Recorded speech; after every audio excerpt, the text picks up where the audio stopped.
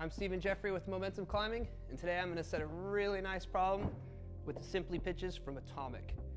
I really like these holds for the simple fact that they're simple.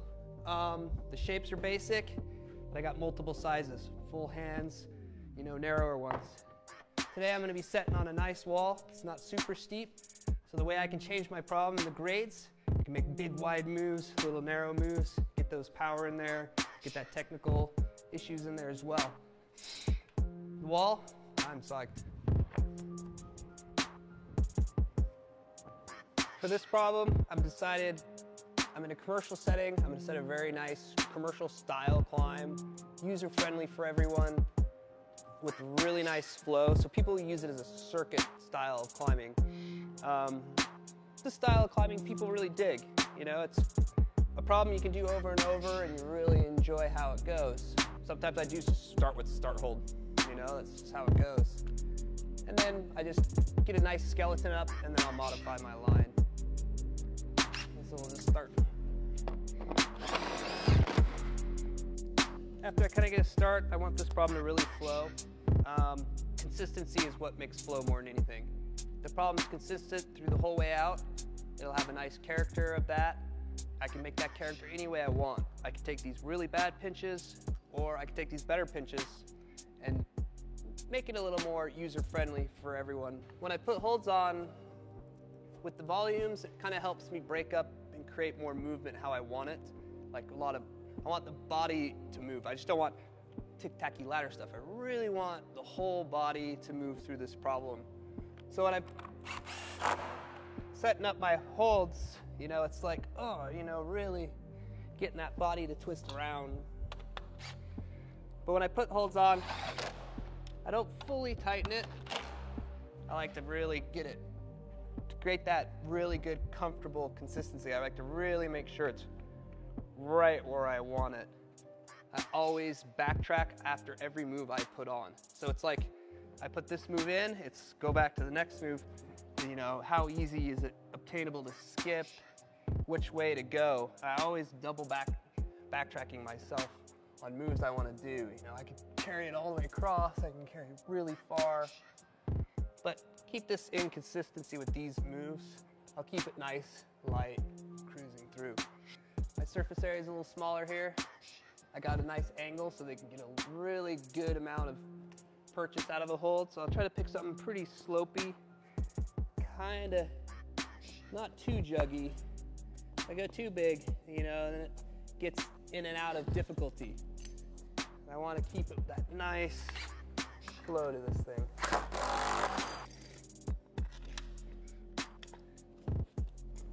To get some of that excitement out of this line, making people feel like they're flying a little bit, I'll put in this big move through here. Make sure I get that right where I always want it, because I can. Typically like how this hold's working out for me. Little adjustments to it, I can get a little more purchase on it. I like to kind of hide holds around little corners. When I use my ladder a lot, I really like to make sure my ladder is right where I'm at my moves. That way I'm really in there. I'll change things up quite a bit here. I never pinhole myself into one idea. I'll really keep an eye out, change my ways, not be so stubborn. I'll go back a move, make sure doing it a little different. I'm gonna make them do what I want them to do to the best I can. I'll put another nice little chucking move in here. Keeps that whole flow throughout the line. So you may notice I haven't put any footholds on yet. For me, I'll put my whole hand sequence on, then I'll put my footholds on. So I'll do a lot of hand sequencing first. Then when I add my feet throughout, I can lower feet, raise feet, add hundreds of feet, or add 4 feet, and really get what I'm trying. If I really want to get those jumping, crossing moves, I'm not going to put as many feet. But also, if I'm in a commercial setting where I really need to hit my grades, I'll I'll use the footholds to kind of get there. I can adjust, add more footholds, take footholds away. I don't necessarily want to ruin my sequence of my line. I really want to make sure my line is what I want, and then the footholds help a lot with that. Safety is a big thing with it. As a setter, you want to make sure people enjoy your line, but aren't terrified of it, but terrified enough to where, you know, they get that excitement out of it. But for commercial gym standpoints, you want to make sure your crux is not the top. This is just a golden rule I do for myself. I want people to really enjoy what they're doing, and I mean, no one wants to get hurt. When I'm up higher, I'll really be cautious of making sure I'm not putting the climber in situations where they're spinning around too crazy. I try to make sure the fall lines are clean, there's nothing to hit, especially when I put on all these volumes. I just want to make sure it's a nice, clean landing. I'll carry a few selections up the ladder with me so I'm not up and downing, and 3 varying sizes of holds. Saves me time, and it keeps it in that safe zone. What I want. I want to make sure I have the best holds for me. Now this gets a little narrow for me. So the rest of the problem is pretty wide. You know, just move it around until I find that spot that I'm really looking for. Ooh, and then nice spot feet. One more move and we're at the top. So for my final move, like I said, it's not going to be anything close to the crux. Just simple exit move. My wall here in our gym is plenty tall. So we have plenty of climbing to get in there. So I'll just do something pretty simple. I mean, I don't do anything super scary. Kind of make sure that they just know it's over. As these moves are, it's filling in at a light V5, so I'll probably try to keep it at that grade. But if I need a different, you know, I'll move around. When I'm picking my footholds, I like these atomic footholds because they have really positive sides and not so positive. So I can make my grade of my boulder problem a little bit easier determining the body tension. When a foothold's worse, climbers are gonna have to use more body tension to keep it on. I just turn it over and it's good. Also, putting these footholds on at the top, I like to keep them a little bit better, keeps that surprise foot slipping out on them. And when it's at this height, I like to keep it in control more. But also when you put my footholds on, I have to be super careful because sometimes they're pretty good and people will just grab them. Keeping this one nice and slopey because I got the angle of the volume out. Don't want anyone to grab it. I mean, temporary little intermediates is fine with me because Real Rock allows that. I'll double check, get up, set up, look at that foot, and then decide, okay, that's good.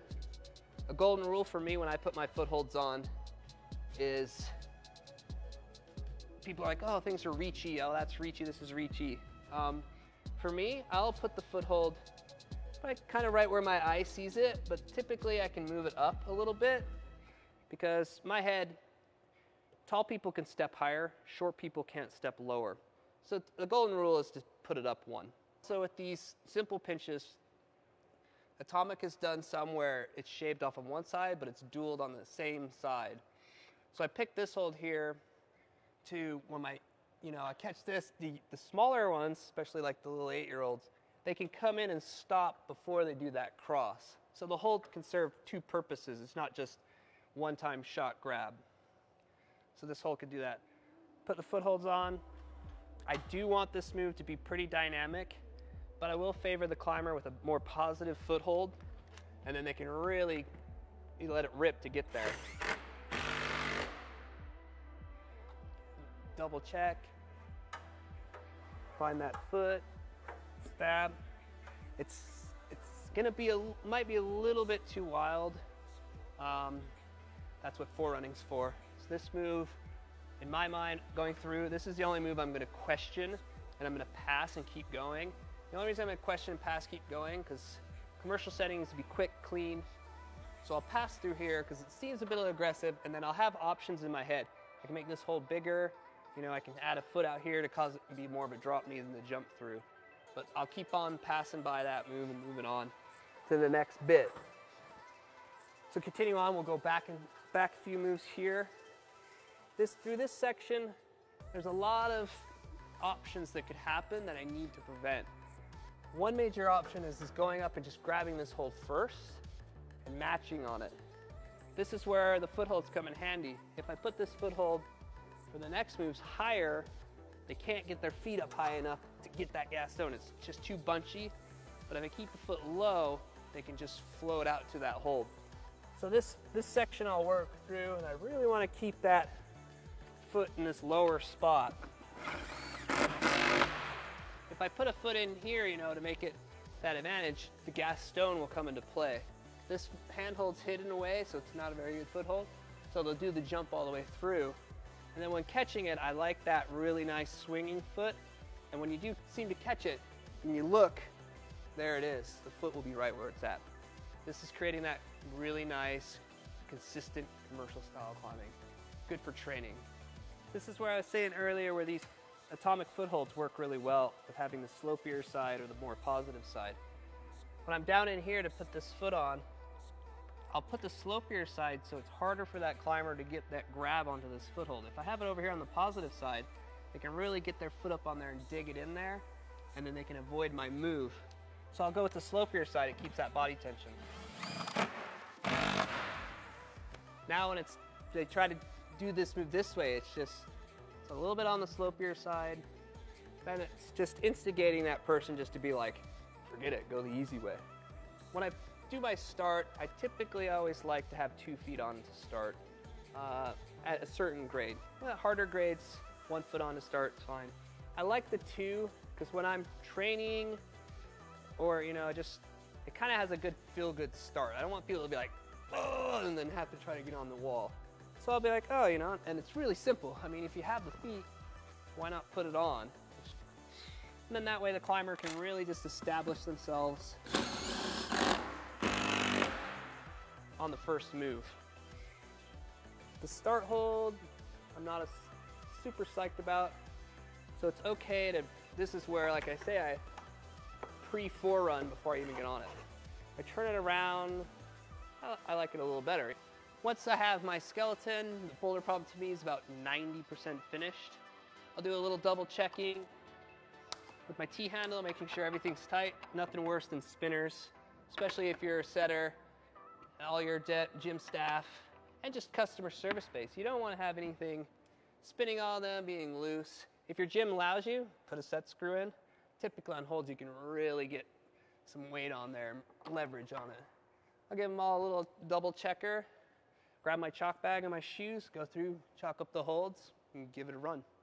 So now I'm 90% done with my line. I'll put my shoes on, give it a little forerunning. In the forerunning, that's when I really pick up those little last 10% to finish off my line. I'll go through it move by move. I technically won't actually do my whole boulder problem, but I'll just go through and fill out the moves. So I'll fill out my start. It's nice and comfortable. Little start move. And then I'll be like, oh, that's good. I'll double check to make sure the skip is harder. Little double check, okay. Then I'll move on to the next move. Coming in, I'll find this is a little too powerful for my grade. That's when I'll make an adjustment. The foot could be too high, add another foot. You know, I grab my footholds, I'll lower this one. I'll keep it on the bad side to keep that tension. And then I'll just add this other. Then I'll give that move another little fill and run there. Yeah, I like the position. I'm nice and bald. Get that move in there. And then this. My gas stone, that bad foot. Feet are hard to get in. Can't match it. Then that move seems a little bit long. come in, feel that. Never assume that you're just the authority of your root. That move seems huge, but we'll leave it. But also I noticed when I did actually catch it, I was pretty out. It was really hard to get that foot out. I'll just add another one.